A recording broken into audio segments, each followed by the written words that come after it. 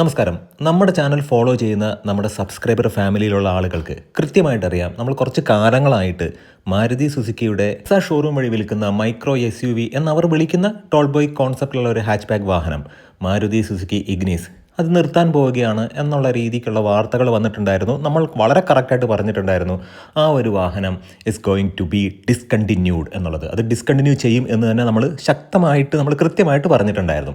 അപ്പോൾ നമുക്ക് ഒരുപാട് കോമൻസ് വന്നിട്ടുണ്ടായിരുന്നു. അതിനകത്ത് പറഞ്ഞ കാര്യം, എൻ്റെ ചേട്ടൻ കഴിഞ്ഞ ദിവസം ഇഗ്നിസ് എടുത്തല്ലോ, നിങ്ങളോട് ആരാണ് പറഞ്ഞത് ഇഗ്നിസ് നിർത്താൻ പോവുകയാണ്, നിങ്ങൾ കുറച്ച് കാലമായിട്ട് ഇഗ്നിസ് നിർത്തും എന്നൊക്കെ പറയുന്നു എന്നുള്ള രീതിക്ക്. സത്യം പറഞ്ഞാൽ നമുക്ക് അവരെയൊന്നും കുറ്റം പറയാൻ കഴിയില്ല. കാരണം അവർ നോക്കുന്ന സമയത്ത് അവർക്ക് ഡെലിവറി കിട്ടുന്നുണ്ട്, വാഹനം വരുന്നുണ്ട്, സീറ്റ, ആൽഫ, അത് മാത്രമല്ല ഡെൽറ്റ, ഇങ്ങനെയുള്ള മോഡലുകളൊക്കെ വരുന്നുണ്ട്. അത് അവരുടെ ഒരു സൈഡിൽ നോക്കുമ്പോൾ കാര്യങ്ങൾ ശരിയാണ്. പക്ഷേ ഇഗ്നിസ് എന്ന് പറയുന്ന വാഹനം ഡിസ്കണ്ടിന്യൂ ചെയ്യാൻ പോവുകയാണ്.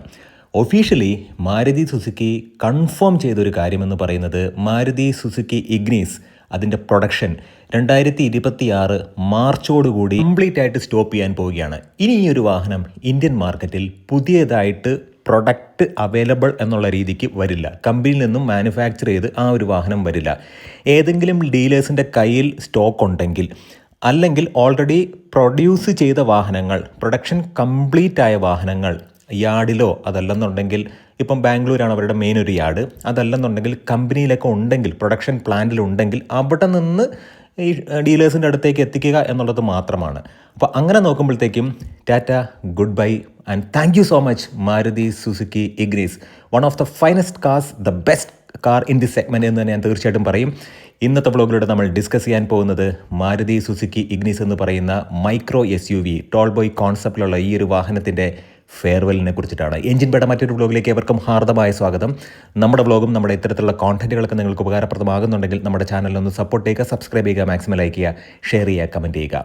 ഇഗ്നിസ് നിർത്താൻ പോകുന്നു എന്നുള്ള വാർത്തകൾ വന്നിരുന്നു. നമ്മൾ കൺഫേം ആയിട്ട് പറഞ്ഞിട്ടുണ്ടായിരുന്നു ഇഗ്നിസ് നിർത്താൻ പോകുന്നു എന്നുള്ളത്. 2017 വന്ന ഈ ഒരു വാഹനം, അന്ന് ഡീസലൊക്കെ ഉണ്ടായിരുന്നു, DDIS എഞ്ചിൻ വെച്ചിട്ടുള്ള ഒരു മോഡലെല്ലാം 2017, 18, 19 കാലഘട്ടത്തിൽ വരെ ഇന്ത്യൻ മാർക്കറ്റിൽ അവൈലബിൾ ആയിരുന്നു. അന്ന് നല്ല വിലയും ഉണ്ടായിരുന്നു. ഏകദേശം ഒരു 6.5 ലക്ഷം രൂപയ്ക്കൊക്കെ മുകളിൽ അന്ന് ഈ ഒരു വാഹനത്തിന് വിലയുണ്ടായിരുന്നു. പക്ഷേ ഇഗ്നിസിന് ഒരു ഫേസ് ലിഫ്റ്റ് കിട്ടുന്നത് 2020 ശേഷമാണ്. തീർച്ചയായിട്ടും ആ ഒരു ഫേസ് ലിഫ്റ്റ് വന്നിട്ട് ഏകദേശം 6 വർഷമായിട്ട് യാതൊരുവിധ ചേഞ്ചും ആ ഒരു വാഹനത്തിന് ഉണ്ടായിരുന്നില്ല. ഇപ്പോഴും 2 എയർ ബാഗ് മാത്രമാണുള്ളത്. ഇഗ്നിസ് എന്തുകൊണ്ട് ഇഗ്നിസ് വാങ്ങണം, നിങ്ങൾ എന്തിനാണ് ഇഗ്നിസിനെ കുറിച്ച് ഇത്ര തോരാതെ സംസാരിക്കുന്നത് എന്ന് ചോദിച്ചാൽ, നിങ്ങൾ ആ ഒരു വാഹനത്തിൻ്റെ ഡിസൈൻ ലാംഗ്വേജ് എന്ന് പറയുന്നത് അത് കാഴ്ചക്കാരുടെ കണ്ണിലാണ് സൗന്ദര്യം എന്ന് പറയില്ലേ. ഇപ്പം ഫ്രണ്ടൊക്കെ വളരെ നല്ലതാണ്. പേഴ്സണലി എനിക്ക് ആ ഒരു വാഹനത്തിൻ്റെ ഡിസൈൻ ലാംഗ്വേജ് മോശമായിട്ടൊന്നും തോന്നിയിട്ടില്ല. കണ്ട് നമ്മളങ്ങ് ഇഷ്ടപ്പെടത്തില്ലേ, ആ രീതിയിലാണ് ആ ഒരു വാഹനത്തിൻ്റെ ഡിസൈൻ ലാംഗ്വേജ്. അപ്പോൾ ഈ ഒരു വാഹനത്തിലേക്ക് എന്നെപ്പോലെ ഒരാൾ, ഞാൻ മെക്കാനിക്കലി കുറച്ച് കാര്യങ്ങളെ ഇഷ്ടപ്പെടുന്ന ഒരാളാണ്. ആ വാഹനത്തിൻ്റെ മെക്കാനിക്കൽ സൈഡ് എന്താണെന്ന് നോക്കിയിട്ട് ഒരു വാഹനത്തെ സെലക്ട് ചെയ്യുന്ന ഒരാളാണ്. 2026 പ്രകാരം ഈ ഒരു വാഹനത്തിൻ്റെ എഞ്ചിൻ എന്ന് പറയുമ്പോൾ K12 M എന്ന് പറയുന്ന എഞ്ചിനാണ്. നമുക്കറിയാം നിലവിൽ മാരുതി സുസുക്കിക്ക് 1.2 ലിറ്ററിലുള്ള 3 എഞ്ചിനാണുള്ളത്. K12 N എന്ന് പറയുന്ന എഞ്ചിൻ, അത് നമുക്കറിയാം നമ്മുടെ ഫ്രോങ്സിലും അത് മാത്രമല്ല ബലീനോയിലും 1.2 എന്ന് പറയുന്ന എഞ്ചിൻ വെച്ചിട്ടുള്ള മാരുതി സുസുക്കി വാഗണാറിലൊക്കെ കാണുന്ന ആ K12 N എന്ന് പറയുന്ന എഞ്ചിൻ. അത് മാത്രമല്ല Z12E എന്ന് പറയുന്ന 1.2 ലിറ്ററിൽ വരുന്ന മറ്റൊരു എഞ്ചിൻ, അത് 3 സിലിണ്ടർ എഞ്ചിനാണ്. K12 N എന്ന് പറയുന്നത് 4 സിലിണ്ടർ എഞ്ചിനാണ്. അങ്ങനെയുള്ളൊരു 4 സിലിണ്ടർ എഞ്ചിൻ തന്നെയാണ് K12 M എന്ന് പറയുന്ന ഈ മാരുതി സുസുക്കി ഇഗ്നിസിലിരിക്കുന്ന എഞ്ചിൻ. ഈ ഒരു എഞ്ചിൻ ഈ ഒരു വാഹനത്തിൽ മാത്രമേ ഉള്ളൂ. One of the finest engine, the best engine in this segment എന്ന് തന്നെ തീർച്ചയായിട്ടും നമുക്ക് പറയാം. കാരണം ഈ ഒരു വാഹനത്തിൻ്റെ ലോ ആൻഡ് ടോർക്കൊക്കെ പറഞ്ഞിട്ടുണ്ടെങ്കിൽ വളരെ മികച്ചതാണ്. ഹൈൻഡിലേക്കൊക്കെ പോകുമ്പോഴത്തേക്കും നമുക്ക് 6000 RPM ഈ ഒരു വാഹനത്തിന് 81.8 bhp അച്ചീവ് ചെയ്യാൻ കഴിയുന്നുള്ളൂ. 113 Nm ടോർക്കുണ്ട്. അത് 4200 RPM അച്ചീവ് ചെയ്യുന്നത്. 1197 cc ഇൻലൈൻ VVT എഞ്ചിനാണ് ഈ ഒരു വാഹനത്തിൽ വന്നിട്ടുള്ളത്. നമ്മൾ നോക്കുകയാണെന്നുണ്ടെങ്കിൽ സസ്പെൻഷൻ്റെ കാര്യത്തിൽ ഈ ഒരു വാഹനത്തിന് കൃത്യമായിട്ടുള്ള ഒരു സ്റ്റേറ്റ്മെൻറ്റ് എനിക്ക് തരാനുണ്ട്. കാരണം സസ്പെൻഷൻ അത്ര ഹാർഡല്ല, ഇത് ഒരു സോഫ്റ്റ് ആയിട്ടുള്ളൊരു സസ്പെൻഷനാണ്. പക്ഷേ വാഹനം ഓടിക്കുന്ന സമയത്ത് നമുക്കൊരു കുലുക്കമുണ്ട് എന്ന് പറയാനുള്ളൊരു കാരണം, ഈ ഒരു വാഹനത്തിന് 180 mm ഗ്രൗണ്ട് ക്ലിയറൻസ് ഉണ്ട്. അത്തരത്തിലുള്ളൊരു വാഹനമാണ്. നമ്മൾ ഈ ഒരു വാഹനത്തിലേക്ക് നമ്മൾ നോക്കുകയാണെന്നുണ്ടെങ്കിൽ ഇംഗ്ലീഷ് ആൽഫബറ്റിലെ U എന്ന് പറയുന്ന അക്ഷരം നമുക്ക് പലയിടത്തും കാണാൻ കഴിയും. അതിപ്പം അലോയ് വീലിലാണെന്നുണ്ടെങ്കിലും അതല്ല ഫ്രണ്ട് ഗ്രില്ലിലാണെന്നുണ്ടെങ്കിലൊക്കെ നമുക്ക് ആ U കാണാൻ കഴിയും. It's unique. ഇത് ഇങ്ങനത്തെ വേറൊന്നില്ല എന്ന് നമ്മൾ പറയില്ലേ. യുണീക്ക് ആയിട്ടുള്ളൊരു വാഹനം തന്നെയാണ് ഈ ഒരു വാഹനം. ഈ ഒരു വാഹനത്തിൻ്റെ ടേണിംഗ് റേഡിയസ് എന്ന് പറഞ്ഞിട്ടുണ്ടെങ്കിൽ 4.7 മീറ്ററാണ്.